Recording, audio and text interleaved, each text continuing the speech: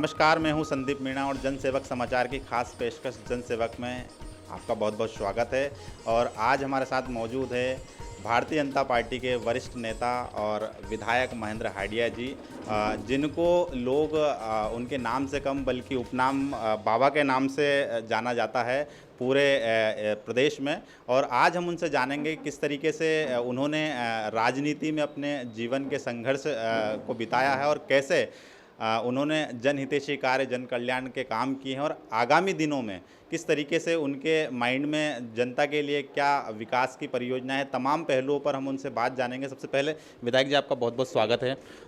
विधायक जी, अगर हम बात करें तो 5 नंबर से आप लगातार 4 बार चुनकर आए हैं। क्या वो वजह है कि 5 नंबर की क्षेत्र की जो जनता का आपको लगातार प्यार मिलता है और 5 नंबर की जनता को कोई और विधायक भाता ही नहीं है? अब ये तो जनता ही बता सकती है। इस सवाल का सही जवाब तो जनता दे सकती है।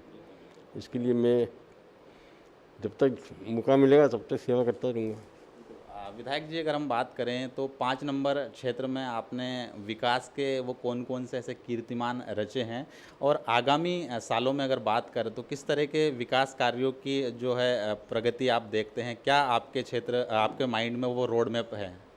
देखिए, इस क्षेत्र में विकास की बहुत संभावना थी। खास करके गरीब बस्तियाँ थी, अवैध कॉलोनियाँ थी, सड़कें छोटी छोटी थी, पानी पीने के पानी की समस्या थी, ड्रेनेज की समस्या थी और रिंग रोड के ऊपर खास करके फ्लाईओवर की एक बहुत बड़ी समस्या थी। आप देखेंगे धीरे धीरे कर 9-10 पानी की टंकियाँ भी बन रही है विधानसभा 5 में, अभी चालू होने की स्थिति में। इसके साथ ही फ्लाईओवर भी 2-3 महीने में दोनों चालू हो जाएंगे। ड्रेनेज लगभग हर जगह, हर कॉलोनी, चाहे वेद हो चाहे अवैध हो, ड्रेनेज वहाँ डल चुकी है। छोटे छोटे काम थे, चाहे बगीचे को हो, चाहे बगीचे को सुंदर बनाना हो, चाहे योगा ट्रैक बनाना, मॉर्निंग वॉक ट्रैक बनाना, योगा के सेट लगाने हों, ये सारे काम लगभग हमने हर बगीचे के अंदर किए हैं।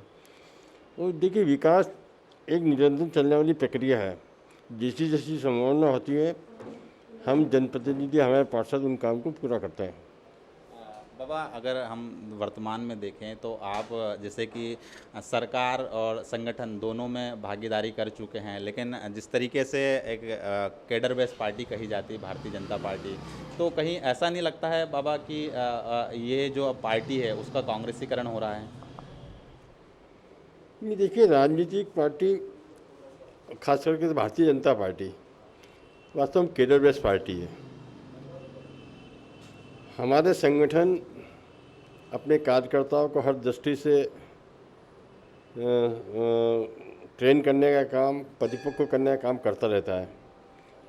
कांग्रेस पार्टी कोई पार्टी नहीं है, उसका नेटवर्क नीचे तक नहीं है, बूथ तक नहीं है। हमारी पार्टी कोई रीति नीति बनानी हो, हमारी पार्टी कोई काम हो जो नीचे तक पहुंचाना हो, हमारे कार्यकर्ता भली भांति करते हैं। कांग्रेस और भारतीय जनता पार्टी में बहुत अंतर है। इसीलिए देखेंगे आप, सने सने कांग्रेस धरातल में जा रही है और भारतीय जनता पार्टी ऊपर आ रही है। जाहिर बात है कि Bharatiya Janata party cadre base party है, लेकिन अगर बात करें बाबा कि आप इंदौर में संगठन के मुखिया भी रहे हैं, लंबा एक संघर्ष है, आपने भारतीय जनता पार्टी का वो संघर्ष भी देखा है, तो वर्तमान में ऐसा नहीं लगता है कि जिस तरीके से कैडर बेस पार्टी का कांग्रेसीकरण हो रहा है, तो कहीं ना कहीं दूसरी पंक्ति के जो नेता हैं और तीसरी पंक्ति के जो कार्यकर्ता हैं, हम ये कहेंगे कि जिस तरीके से उपचुनाव में पैराशूट उम्मीदवारों को टिकट दिया जा रहा है, तो क्या इनका हक नहीं मारा जा रहा है?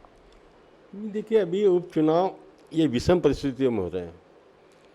इसमें कुछ हमारे कांग्रेस के साथी जो विधायक थे, मंत्री थे, उन्होंने अपनी सरकार से बगावत करके अपना मंत्री पद छोड़ा, अपनी विधानसभा की सदस्यता से इस्तीफा दिया और वो भारतीय जनता पार्टी में शामिल हुए। जिस तरह का 15 महीने का सरकार का कार्यकाल था, भ्रष्टाचार में अखंड डूबी हुई थी, ये सिंधिया जी को पसंद नहीं आया, इसलिए सिंधिया जी ने अपने सारे साथियों सहित भारतीय जनता पार्टी ज्वाइन करी। निश्चित रूप से एक राजनीतिक दल होने के नाते हमारा भी कर्तव्य बनता है कि जो हमारे साथी कांग्रेस छोड़कर भारतीय जनता पार्टी में शामिल हुए हैं, उनकी मान, उनकी प्रतिष्ठा और उनको पुनः विधायक बनाए, मंत्री बनाए, ये हमारी जवाबदारी है और हमारी सरकार ने ऐसा काम किया है। और हम आगे भी करेंगे। बिल्कुल जाहिर बात है। पहले 27 सीटों पर उपचुनाव होना थे मध्य प्रदेश में, चूंकि अब 28 सीटें हो गई है। बाबा, 28 सीटों में बीजेपी कितनी सीट जीतने की उम्मीद है, और आखिर उपचुनाव में जनता जो है बीजेपी को ही क्यों वोट दे? नहीं, देखिए, 28 सीट पे चुनाव होते हैं और हमारे मुख्यमंत्री ने दावा किया कि हम 28 में से 28 सीट जीतेंगे। जनता क्यों भारतीय जनता पार्टी को वोट दे? क्योंकि 15 साल तक हमने इस प्रदेश में विकास के काम किए हैं और जिस तरह से ये 15 साल का एक ऐसा काला अध्याय जो कांग्रेस शासन ने लिखा, जो वादे उन्होंने वचन पत्र में किए थे, उसमें से उन्होंने एक भी पूरा करने की कोशिश नहीं करी, तो जनता ऑटोमेटिक ही भारतीय जनता पार्टी को वोट देगी। जनता समझती है, उन्होंने 15 साल का हमारा काम भी देखा है, कांग्रेस का 15 महीने का देखा है और शिवराज सिंह का भी 5 महीने का शासनकाल भी देखा है, किस तरह इन विषम परिस्थितियों में वो प्रदेश को आगे बढ़ा रहे हैं। चलिए, ये थी सत्ता और संगठन की तमाम बातें, लेकिन जिस तरीके से हम देखें तो फ़िलहाल जैसा कि बाबा साहब ने कहा है कि 15 साल प्रदेश में विकास कार्य किए हैं और तमाम तरह के जो है जनहितैषी काम हुए हैं, लेकिन अगर फ़िलहाल वर्तमान परिस्थितियों को देखें बाबा, तो गरीबी, बेरोजगारी और महामारी जैसी समस्या से आम आदमी परेशान है। फिर भी भारतीय जनता पार्टी कह रही है कि सब कुछ ठीक है। आखिर कैसे ये ठीक है? देखिए, जो कोविड-19 है वो ऐसा तो नहीं कि मध्य प्रदेश में है या भारत में है, ये महामारी पूरे विश्व के अंदर है। और जिस तरह से हमारे प्रधानमंत्री जी ने, हमारे मुख्यमंत्री जी ने इस कोविड-19 की लड़ाई से लड़ने का संकल्प लिया है और जिस तरह के उन्होंने समय समय पर लोगों को बताया है, निश्चित रूप से अभी इस समय तो इस कोविड-19 से लड़ने का एकमात्र यही तरीका है कि हम मास्क लगाएं, सोशल डिस्टेंसिंग का पालन करें और जबरन भीड़ लगा के कहीं नहीं जाएं। कुछ काम है तो अवश्य घर से निकलें। इसलिए आप देखेंगे मध्य प्रदेश में अभी 15-20 दिन के बाद छोड़िए, हमने लगातार इंदौर में हमने इस कोविड-19 के ऊपर नियंत्रण पा रखा था और आने वाले समय में निश्चित रूप से स्थिति सामान्य होगी। बाबा, अगर देखें तो कोरोना जैसे काल में तमाम लोग जब अपने घरों में कैद थे, लेकिन महेंद्र हांडिया वो नाम था जो कि लॉकडाउन के समय जनता के बीच में ग्राउंड पर उतरा और हर एक चीज़ की जो है मदद की, चाहे राशन हो, चाहे खाने पीने का सामान हो, तमाम तरह की जो सुविधाएं हैं अपनी जनता के पास पहुंचाने की कोशिश की। आलम ये रहा कि खुद बाबा जो हैं जनता की सेवा करते करते कोरोना की चपेट में आ गए। किस तरह का वो संघर्ष था आपका? नहीं, देखिए, उस समय ज़रूरत थी लोगों के बीच में जाने की, क्योंकि लगातार 2-3 महीने का लॉकडाउन और ख़ास करके गरीब बस्ती जो लोग रोज़ कमाते रोज़ खाते थे, उनके सामने भोजन करने का संकट पैदा हो गया था। तो हमारे कार्यकर्ता आ गए, हमारी सरकार आ गई, हमने दानदाताओं से चंदा लिया, दानदाताओं से सामग्री ली, सरकार ने हमको सहायता करी, नगर निगम ने सहायता करी और वो सामग्री हमने प्रत्येक ज़रूरतमंद लोगों तक हमने खुद ने, हमारे कार्यकर्ताओं ने पहुँचाई। देखिए, यही संगठन का नेटवर्क है भारतीय जनता पार्टी का, जो पोलिंग बूथ की एक छोटे से छोटे लोगों को जानता है, किसको आवश्यकता जानता है और उस तक हमने राहत सामग्री पहुँचाने का काम किया। उस समय इसकी आवश्यकता थी।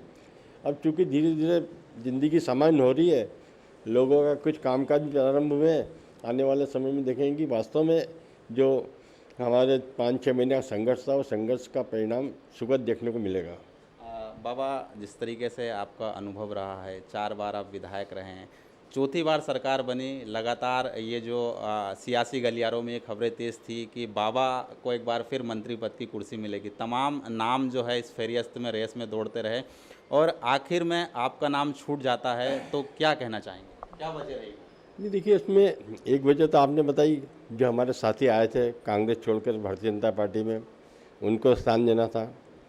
और चूँकि स्थान सीमित है, 33 से ज़्यादा मंत्री बन नहीं सकते हैं, जिसको मुख्यमंत्री ने उचित समझा उसको मंत्री बनाया। इसमें किसी को भी किसी प्रकार का मन में ग्लानि होने की आवश्यकता नहीं है, क्योंकि सबसे बड़ी आवश्यकता कि भारतीय जनता पार्टी की सरकार बने ताकि किसानों का, गरीबों का कल्याण हो। और हमको इस बात की खुशी कि भारतीय जनता पार्टी की सरकार बनी, हमारा हर विधायक, हमारा हर कार्यकर्ता मंत्री है, विधायक है। सावेर चुनाव में आपके ऊपर एक बड़ी जिम्मेदारी है, क्या लगता है सावेर चुनाव का मुकाबला किस तरह का होने वाला है? 40 बूथ की जवाबदेही मेरे पास है। सारे चुनाव को लेकर हम 40 की 40 बूथ जीतेंगे। तो ये थे बाबा 5 नंबर के विधायक महेंद्र हाडिया, जिन्होंने तमाम पहलुओं पे बेबाकी के साथ अपनी बात रखी। कल फिर मिलेंगे हम एक नए जनसेवक के लिए, तब तक दीजिए इजाज़त। कैमरामैन सचिन यादव के साथ संदीप मीणा, नमस्कार।